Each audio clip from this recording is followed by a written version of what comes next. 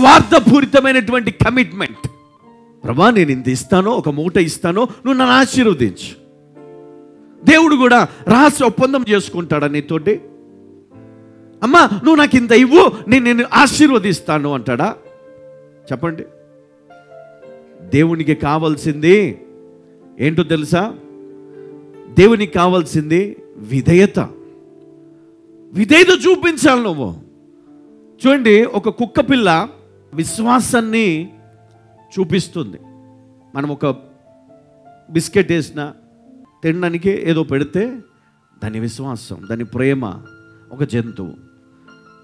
అదే మానవుడు దేవుడు తనకిచ్చినటువంటి కృప, ప్రేమ, దానికి ఎంత విధేయత కలిగి ఉండాలా?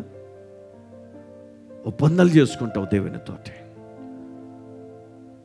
దేవునితో బిజినెస్ డీలింగ్ చేస్తావు, విధేయత చూపించవు కదా. ఒక కమిట్మెంట్ నువ్వు చేసుకుంటావు.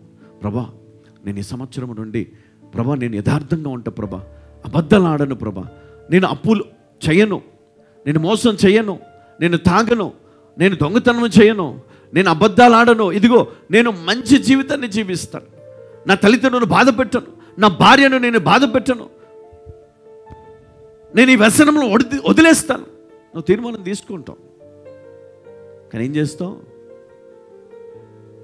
దేవుడు కనపడ్డంతసేపు, మందిరంలో ఉన్నంతసేపు నీకు అది ఆలోచన ఉంటుంది. కానీ బయటికి వెళ్ళగానే ఎప్పుడెప్పుడు తాగాలా, ఎప్పుడెప్పుడు వెళ్ళాలా, ఎప్పుడెప్పుడు నీ స్వార్థముతో నీ తల్లిని నీ తండ్రిని బాధ పెడుతూ, ఇబ్బంది పెడుతూ, వేదనకు గురి చేస్తూ దేవునికి నువ్వేమిస్తున్నావు? ఏమడిగాడు దేవుడు నిన్ను? ఏమడగలేదండి. విధేయత కలిగి ఉండమన్నాడు అంతే. విధేయత కలిగి ఉండాలంట. ఏమన్నాడు ఇక్కడ? లూకా సువార్త 6:46లో, నేను చెప్పు మాటల ప్రకారము మీరు చెయ్యక ప్రభువా ప్రభువా అని నన్ను పిలుచుట ఎందుకో? నేను చెప్పింది మీరు చేయలేదు కదా, నేను చెప్పింది మీరు చేశారా? చూడు, ఒక దైవజనుగా నేను ఏదైనా ఒక పని మీకు చెప్పాను అనుకోండి, మీరు చేయలేదు, ఆలస్యం చేశారు, నెగ్లెక్ట్ చేశారు, నాకే ఎంతో బాధ వేస్తుంది. కొన్నిసార్లు నేను చెప్పినా వినకపోయినా, నిర్లక్ష్యం చేసినా నాకే చాలా బాధ వేస్తుంది. అదే దేవునికి ఎంత బాధ వేస్తుంది అంటే, దేవుడు ఉన్నాడు అని నువ్వు అనుకుంటే దేవుడు బాధపడతాడని నువ్వు అనుకుంటావు. దేవుడు ఉన్నాడా లేడా అన్న సందేహంలో నువ్వు బ్రతికితే నువ్వు ఎన్నటికీ విధేయత చూపించలేవు. దేవుడు ఉన్నాడు, ఆయన ప్రభు అని నీవు ఒప్పుకుని ఎడలా నువ్వు రక్షణ పొందుతావు. ఆయన ప్రభు అని ఒప్పుకోవాలా? అంటే ఆయన బ్రతికి ఉన్నాడు. ఆయన ఎవరు? తండ్రి అయిన దేవుడు చనిపోయిన యేసుక్రీస్తును ఆ మరణం నుంచి తిరిగి లేపి ఉన్నాడని నమ్మాలా? అంటే ఆయన ఇప్పుడు సజీవుడను నమ్మాలా, నీతో కూడా ఉన్నాడని నమ్మాలా. అప్పుడే నువ్వు నిజమైనటువంటి రక్షణ అనుభవములోనికి నువ్వు వెళ్తావు. హల్లెలూయా, హల్లెలూయా. దేవునికి మహిమ కలుగునుగాక. ఎంతమంది విధేయత చూపిస్తున్నారండి? దేవునికి నువ్వు ఇచ్చిన మాట కట్టుబడి ఉన్నావా? దేవుని సేవలో నమ్మకంగా ఉన్నావా? యథార్థమైనటువంటి మరి జీవితాన్ని జీవిస్తున్నావా? యవన బిడ్డలు, పెద్దలు, మీ అందరికీ కూడా నేను మనవి చేస్తా ఉన్నా, దేవునితో నీవెప్పుడు కూడా మరి పొరపాటు చేయకూడదు. పొరపాటు అంటే ఏంటి? నిర్లక్ష్యంగా కానీ లేకపోతే ఇంకేదైనా మరి ఆటపాటలతో కానీ ఆయన నీవు నిర్లక్ష్యం చేయకూడదు.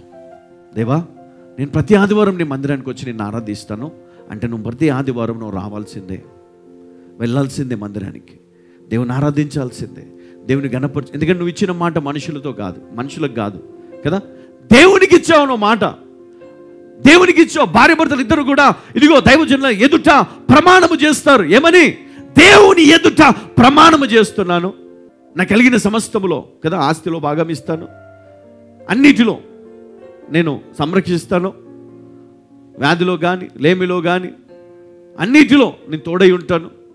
కానీ లేమి రాగానే వదిలేసి వెళ్ళిపోతారు, ఉద్యోగం పోగానే వదిలేసి వెళ్ళిపోతారు, సమస్యలు రాగానే ప్రేమ తగ్గిపోతుంది కదా. భార్యాభర్తలు ఇద్దరు కూడా ఒకే మాట మీద నిలబడాలా? భార్యాభర్తలు ఇద్దరు కూడా ఒకే మాట మీద నిలబడాలా? విశ్వాసముతోటి, నమ్మకంతో దేవుని పైన ఆధారపడి దేవుని ఎదుట ప్రమాణం చేస్తారు, దైవజనుల ఎదుట మాట ఇచ్చారు. అది ఎప్పుడు మర్చిపోవద్దు, అది ఎప్పుడు మర్చిపోవద్దు. అదే నీ జీవితానికి దీవెన, ఆశీర్వాదం, నీ తరములకు అది మార్గం. హల్లెలూయా, హల్లెలూయా. అందుకే మరి నీవు చెప్పింది ఏదైనా సరే, దేవుడు చెప్పింది ఏదైనా సరే నువ్వు ఖచ్చితంగా చేయాలి, పాటించాలి. ప్రతి ఆదివారం దేవుడు మీతో మాట్లాడుతున్నాడు పరిశుద్ధాత్మ ద్వారా. ప్రతి ఆదివారము దేవుడు మీతో మాట్లాడి మీకు కొన్ని మాటలు చెప్తున్నాడు. అమ్మా, నీ జీవితాన్ని ఇట్లా మార్చుకో, నువ్వు ఇట్లా బ్రతుకు, నువ్వు ఇట్లా ఉండు, నువ్వు ఇట్లా ఉండకూడదు, ఈ విధంగా బ్రతకకూడదు, ఈ విధంగా నువ్వు ఉంటే నేను ఆశీర్వదిస్తా, నువ్వు ఈ విధంగా బ్రతుకుతే నిన్ను హెచ్చిస్తా, నువ్వు ఈ విధంగా నీవు ఉండగలిగితే నిన్ను అన్నిటిలో తలగా నిన్ను నియమిస్తా అంటాడు. హల్లెలూయా. మనం ఏం చేయాలి? ఏం చేయాలమ్మా? దేవా, ఈ లోకములో నాకు సంతోషం లేదు, ఎక్కడ చూసినా నెమ్మది లేదు, కాబట్టి ఈ వాక్యము ఒక మార్గము, నాకు ప్రశాంతమైనటువంటి మార్గం. ఆయన కృపలో, ఆయన ప్రభుత్వములో నేను జీవించిన ఎడల నా జీవితానికి గొప్ప సంతోషం, సమాధానం, సమృద్ధి, ఆరోగ్యం, సకల దీవెన, సకల ఆశీర్వాదము, గొప్ప విజయము నాకు ఉంటుందని నేను నమ్మితే తప్పకుండా దేవుడు నిన్ను హెచ్చిస్తాడు. హల్లెలూయా.